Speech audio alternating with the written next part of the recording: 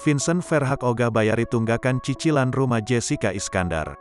Artis Vincent Verhaeghe memberi tanggapan soal cibiran publik yang menudingnya ogah membantu sang istri, Jessica Iskandar. Vincent Verhaeghe dicap tak ingin membayari cicilan rumah istrinya Jessica Iskandar yang nunggak beberapa bulan.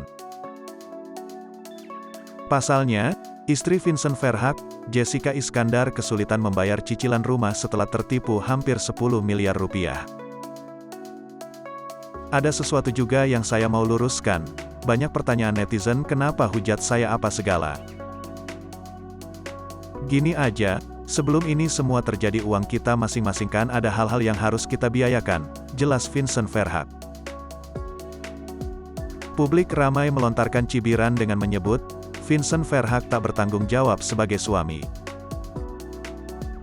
Saat ditemui di Pengadilan Negeri Jakarta Selatan, Vincent meluruskan soal tunggakan cicilan rumah sang istri.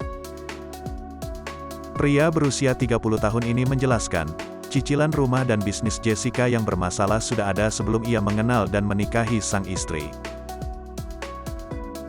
Menurut Vincent, dirinya tak bisa datang menjadi pahlawan ketika sang istri terkena musibah yang menyebabkan kesulitan untuk membayarkan cicilan rumah.